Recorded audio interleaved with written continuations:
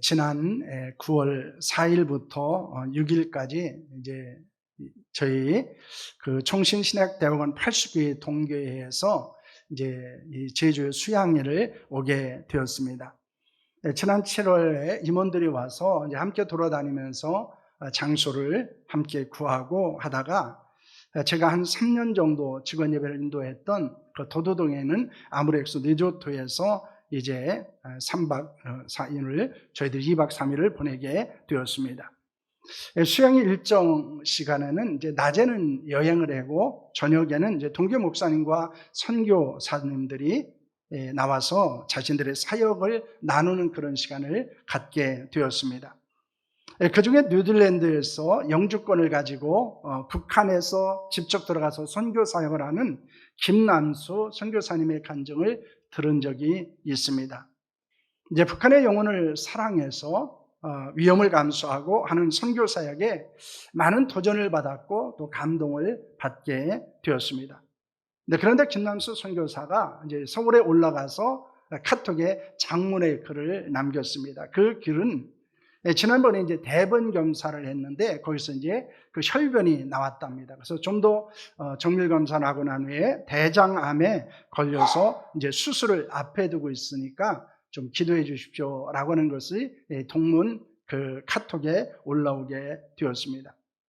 그리고 대장암 수술을 마치고 병상에서 이제 장문의 글을 다시 한 번 더 카톡에 올리게 되었습니다. 그 금남수 선교사님의 글 중에 이런 내용이 있었습니다.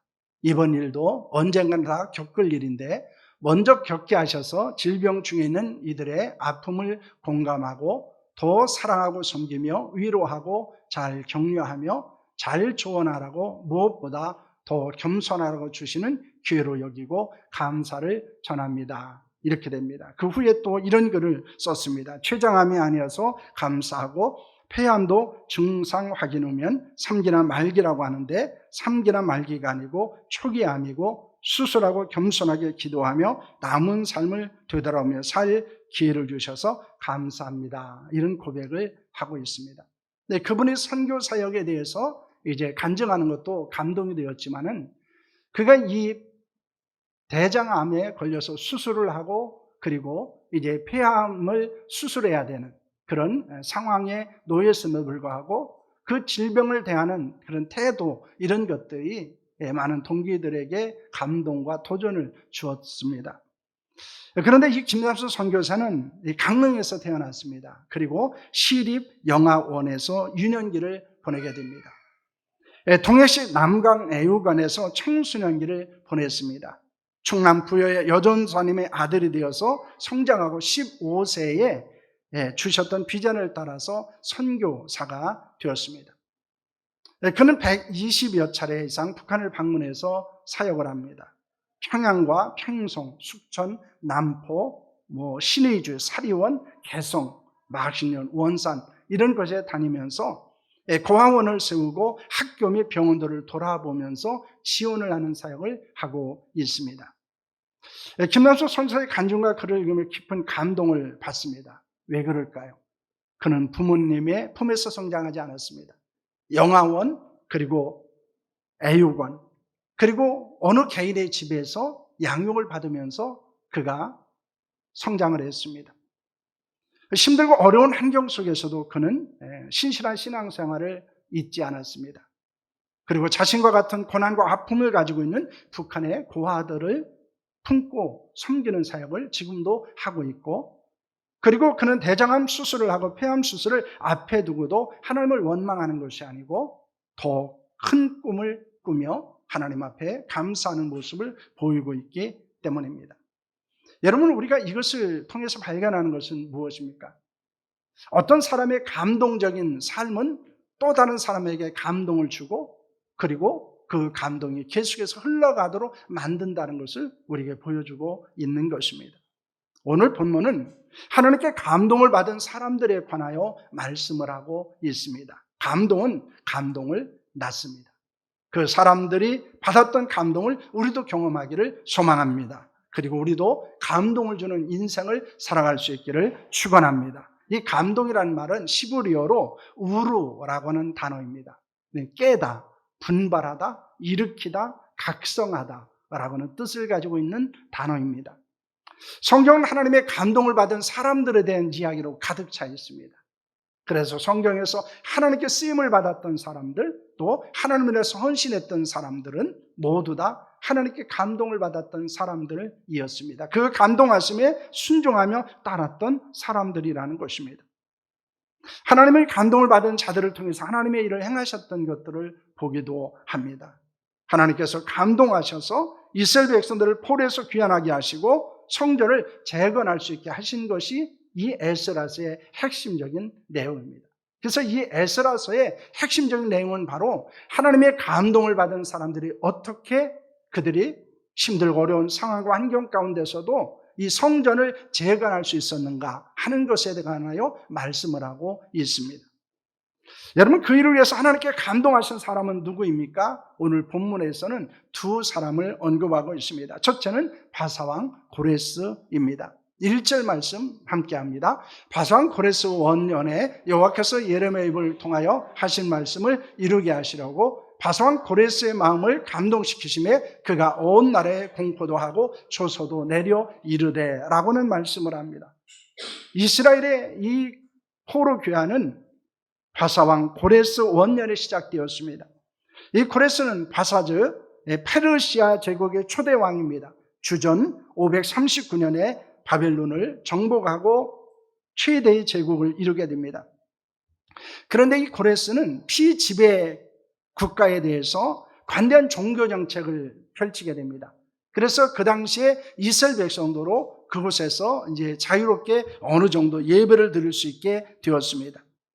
이스라엘 귀환은 고레스 원년 즉 왕이 된 첫 해에 일어났다는 것을 말씀하고 있습니다. 그런데 그것은 누구의 입을 통해서 예언되어진 일이었습니까? 예레미야의 입을 통해서 예언되어진 일이었다라고 말합니다. 예레미야서 29장 10절 말씀을 보시길 바랍니다. 함께합니다. 여호와께서 이와 같이 말씀하시니라 바벨론에서 70년이 차면 내가 너희를 돌보고 나의 선한 말을 너에게 성취하여 너희를 이곳으로 돌아오게 하리라 라는 말씀을 합니다. 예레미야는 약 200년 전에 이스라엘의 범죄로 인해서 바벨론에 끌려갔지만은 하나님이 정하신 70년이 차게 되면 다시 예루살렘으로 돌아올 것이라고는 예언을 하게 되었습니다.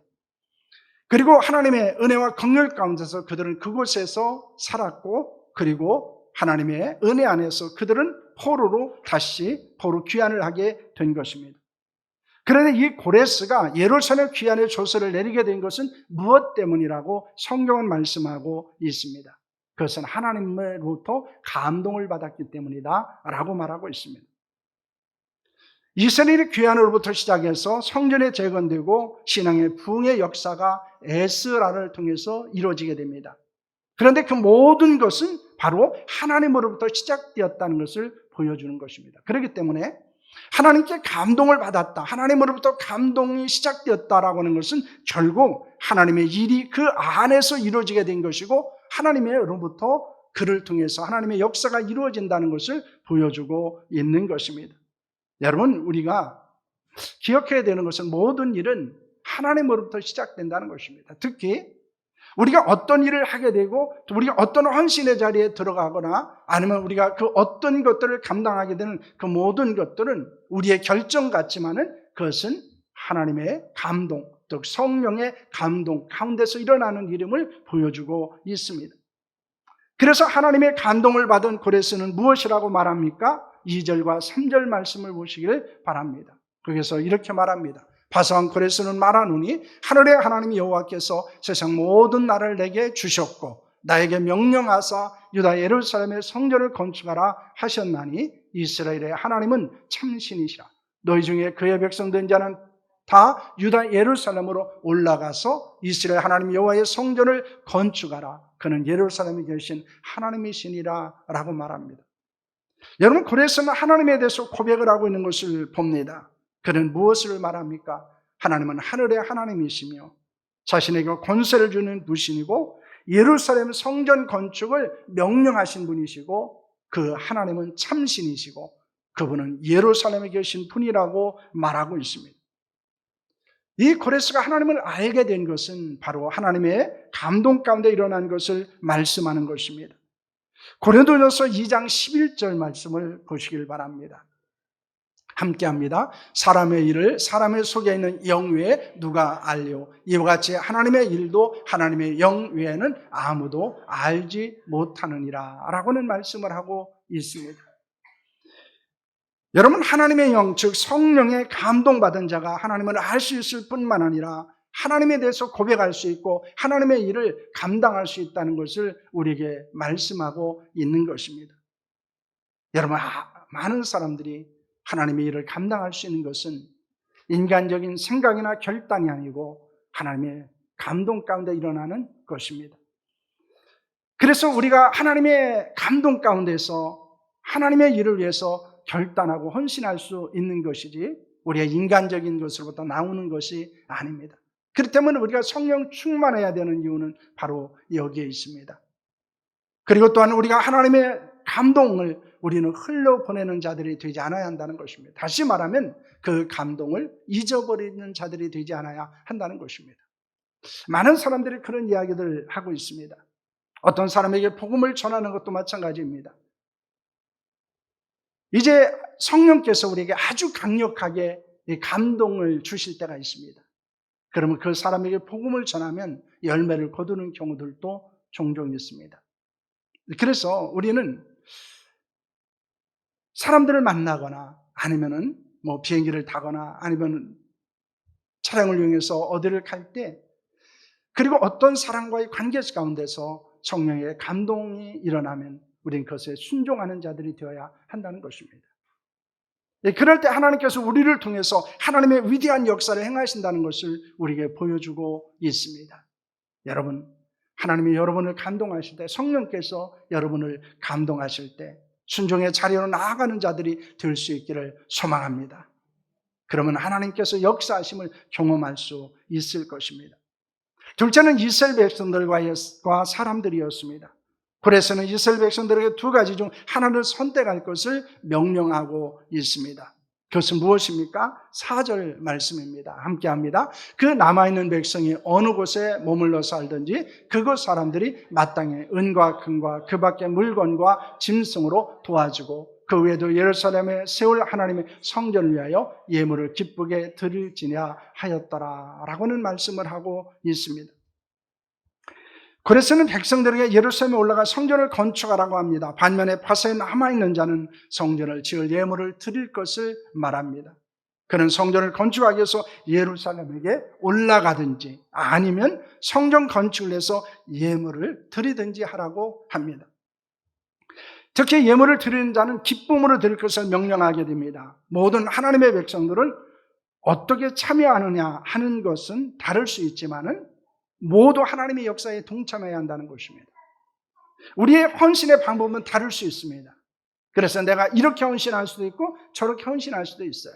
그러나 헌신에서 제외되는 사람은 없다는 것입니다. 우리 모두는 하나님을 위한 헌신에 참여하는 자들이 되어야 한다는 것입니다. 그렇다면 하나님께 감동을 받은 백성들은 어떻게 하게 됩니까? 첫째는 예루살렘에 올라가기 위해서 일어나게 됩니다. 5절 말씀 함께 합니다. 이에 유다와 베냐민 족장들과 제사장들과 네 사람들과 그 마음이 하나님께 감동을 받고 올라가서 예루살렘의 여호와의 성전을 건축하는 자가 다 일어나니 라는 말씀을 하고 있습니다. 예루살렘은 남유다의 수도였습니다. 유다와 베냐민 지파가 정착하며 살고 있었던 곳이었습니다. 이에 그들 지파의 족장들과 제사장과 레위인들은 당연히 예루살렘으로 돌아가기 위해서 일어나게 됩니다. 그들만 아니라 하나님의 감동을 받은 백성들이 올라가서 예루살렘 성전을 지을 준비를 하게 됩니다. 여러분, 70년 동안 살던 곳을 떠나서 다시 예루살렘에서 생활을 시작한다는 것은 결코 쉬운 일은 아니었을 것입니다. 그러나 하나님의 감동을 받게 되면 그것은 그렇게 힘든 일이 아니었습니다. 어렵고 불편한 것은 문제가 되지도 않았습니다. 지금도 마찬가지입니다. 우리가 하나님께 감동을 받게 되면 성령의 감동 가운데서 순종하면 우리가 하나님을 위해서 하는 모든 일들은 그렇게 어렵지 않아요. 그렇게 불편하고 힘든 것도 그렇게 문제가 되지 않을 수 있습니다. 그런데 우리가 우리의 의지로 하게 되고 우리의 능력으로 하고 우리의 지혜로 하게 되고 우리의 마음으로 하게 되면 그것은 힘든 일이 될 수 있다는 것입니다. 종종 우리가 하나님을 위해서 헌신하면서도 힘들고 불편한 것은 무엇 때문일까요? 그것은 성령의 감동 안에 우리가 거하지 않기 때문일 수 있다는 것입니다. 여러분, 하나님의 감동을 받게 되자 사람들은 어떻게 됩니까? 주저앉아 있던 자들은 일어섰습니다. 그리고 하나님이 기뻐하신 일을 감당하며 하나님이 원하시는 길을 향해서 떠날 수 있게 되었습니다. 하나님의 감동을 통해서 우리도 버릴 것을 버려야 합니다. 떠날 것을 떠나야 합니다. 주저앉아 있다면 일어설 수 있어야 합니다. 언제 그렇게 될 수 있습니까? 하나님의 감동이 일어날 때. 그 감동에 순종하면은 우리는 버릴 것을 버릴 수 있고 떠날 것을 떠날 수 있고 주저앉아 있었던 사람은 다시 일어나 헌신의 자리로 나아갈 수 있음을 말씀하고 있는 것입니다. 그렇기 때문에 하나님의 감동하심에 따르는 삶이 우리에게는 매우 중요하다는 것을 우리는 잊지 않아야 합니다. 둘째는 성전 재건을 위해서 예물을 드리게 됩니다. 6절 말씀입니다. 함께합니다. 그 사면 사람들이 은그릇과 금과 물품들과 짐승과 보물로 돕고 그 외에도 예물을 기쁘게 드렸더라 라고는 말씀을 합니다. 예루살렘에 돌아가 성전을 재건하기에 일어난 사람들이 있었습니다. 그런데 어떤 이유인지 모르지만은 거기에 참여하지 못한 사람들이 있었습니다. 그들은 어떻게 하게 됩니까? 성전을 재건하는데 도움을 주게 하여서 그들은 금그릇, 은그릇, 물품, 짐승, 보물로 그들을 도왔다고 말합니다. 그리고 기쁜 마음으로 예물을 드리게 되었습니다. 본문에서 돕고라고 하는 단어는 강하게 하다, 격려하다는 의미가 있습니다. 특별한 일을 앞둔 사람에게 용기를 가질 수 있도록 배려하는 행위를 가리켰을 때 사용되어지는 단어입니다. 또한 기쁘게 드렸다라고 하는 것은 아무런 마음에 걸림 없이 기꺼이 자원한 마음으로 주었던 것을 말씀하고 있습니다. 주로 하나님께 자원하는 심령으로 예물을 드리는 행동을 표현할 때 사용하는 단어입니다. 여러분, 하나님의 감동을 받은 백성들이 예루살렘으로 갈 때 후원했던 사람들 역시 감동을 받았던 사람들이었습니다. 그래서 자신의 것을 드렸습니다. 우리가 하는 모든 헌신은 사람을 위한 것이 아닙니다. 하나님을 위한 것입니다. 단순히 사람을 돕는 것이 아닙니다. 하나님의 일을 함께 하는 것입니다. 우리 모두가 할 수 있는 것을 통해서 하나님을 위해서 헌신하는 자들이 될 수 있기를 소망합니다. 하나님의 일을 함께 감당할 수 있기를 원합니다. 그런데 그 일을 가능하게 하는 것은 무엇입니까? 하나님의 감동에 순종하는 데 있다는 것입니다. 미국의 오리건주에 살던 한 농부가 마을 해관에서 영화를 상영한다고 하는 말을 듣고 갔습니다. 상영하기 전에 짧은 뉴스가 나왔습니다. 지금은 안 하지만 예전에 우리도 영화관에서 보면 대한뉴스라고 해서 영화하기 전에 뉴스를 전해주는 것이 있었습니다. 그런데 미국 오리건주에 살고 있었던 농부가 영화를 하나 보고 있는데 거기 한국 전쟁에 대한 뉴스가 떴습니다. 6.25 전쟁이 일어났고 많은 어린이들이 전쟁 고아로 길거리에서 버려져서 생활하는 모습을 보여주었습니다. 그것을 본 농부 부부는 마음에 하나님의 감동이 일어났습니다. 영화 내용은 하나도 기억나지 않았습니다. 그런데 뉴스에 나와있던 그 길거리에서 방황하고 허름한 옷을 입고 살아가는 고아들의 모습은 그들의 생각을 지배하게 되었습니다. 결국 부부는 함께 기도하기를 시작했습니다. 농촌에서 농사를 짓는 자신들로서는 그 아이들을 도울 수 있는 방법이 없었기 때문입니다. 하나님 앞에 기도하기를 시작했고 그리고 하나님의 뜻임을 확신했습니다. 그래서 8명의 한국인 고아들을 입양을 하게 됩니다. 그 사실이 언론에 알려지게 되고 그리고 그 사람들의 그런 일들을 돕고자 하는 사람들이 찾아오게 됩니다. 그리고 후원이 들어오게 되었습니다. 너무나 많은 사람들이 그 일에 참여를 하게 되었고 그리고 그들은 그 일을 위해서 전적으로 헌신하기로 했습니다. 그래서 아동복지에 매달리게 되면서 가장 세계에서 영향력 있는 아동복지단체인 홀토 아등복제가 설립이 되게 됩니다. 그래서 이 홀토 아등복제는 우리나라에서 전쟁 고아들을 입양시키는 시작을 하게 됩니다. 근데 그 일을 위해서 누가 하게 됩니까? 하나님의 감동을 받은 해리 홀토와 아내 버다에 의해서 시작된 것입니다. 그들은 그 하나님의 감동을 따랐습니다. 그리고 그 감동에 순종했습니다. 그러자 그들을 통해서 하나님은 더 위대한 일들을 행하셨던 것들을 우리에게 보여주고 있습니다. 지금은 그 고아 사역뿐만 아니라 많은 부분에서 이 홀토 아동복지회가 사역을 하고 있습니다. 여러분, 우리도 하나님의 감동을 받을 때 순종과 헌신의 자리로 나아가야 합니다. 그러면 하나님을 통해서 우리는 위대한 일을 경험할 수 있다는 것입니다. 우리가 왜 하나님의 위대한 일을 경험하지 못할까요? 그것은 우리에게 능력이 없는 것이 아닙니다. 우리가 하나님의 감동에 순종하지 않기 때문입니다. 왜냐하면 우리를 통해서 이루시는 하나님은 위대한 분이기 때문입니다. 우리를 통해서 이루실 그 위대하신 하나님의 감동에 순종하는 자들이 될 수 있기를 소망합니다.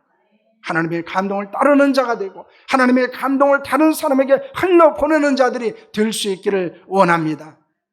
그러면 우리는 우리가 받았던 감동을 다른 사람들에게 전할 수 있고, 그리고 그것을 통해서 또 많은 사람들과 함께 하나님의 일을 감당할 수 있는 줄로 믿습니다. 우리는 하나님의 감동을 경험해야 합니다. 그리고 그 감동에 우리는 순종해야 됩니다. 그 감동하심에 우리는 따라야 합니다. 때로는 상황이, 때로는 환경이 그 하나님의 감동을 막을 수 있습니다. 그러나 우리는 그것에 대해서 성령께서 주시는 거룩한 부담을 가지고 그것을 극복해 나아가야 합니다. 그럴 때 우리는 하나님의 역사가 우리를 통해서 이루어지는 것을 볼 수 있는 줄로 믿습니다. 특별히 우리는 하나님의 감동을 경험하는 자가 될 뿐만 아니라 그 감동을 다른 사람들에게 끊임없이 흘려보내는 자로 살아야 한다는 것입니다. 왜냐하면 감동은 감동을 낳습니다. 사람을 움직이게 하는 것은 무엇일까요? 사람을, 마음을 감동시키는 것입니다. 우리가 전도를 하거나 우리가 다른 사람을 섬기는 것도 마찬가지입니다. 그들과의 논쟁에서 이기기 때문에 그들을 전도할 수 있는 것이 아닙니다. 우리가 전하는 복음이 그들을 감동시키기 때문이고, 그리고 우리가 섬기는 그 사랑이 다른 사람들을 감동시키기 때문에 그들이 예수 그리스도를 바라보고 그리고 복음을 받아들이는 줄로 믿습니다. 그렇기 때문에 우리는 이 성령의 감동, 하나님의 감동을 우리는 받아야 합니다. 그리고 그 감동을 다른 사람들에게 전달하는 자로 살아야 합니다. 그럴 때 우리는 어떤 삶을 살 수 있을까요? 하나님을 감동시키는 자가 될 수 있습니다. 그리고 사람을 감동시키는 자로 살아갈 수 있는 줄로 믿습니다. 그래서 하나님께서 여러분 감동시키실 때, 성령께서 여러분에게 감동의 역사가 있었을 때, 여러분 그것을 제한하지 않아야 합니다. 거부하지 않아야 합니다. 상황이나 환경을 보고 여러분 그것을 포기하지 않아야 합니다. 하나님의 감동에 순종할 때 하나님 우리를 통해서 하나님의 일을 행하시는 줄로 믿으시기를 바랍니다.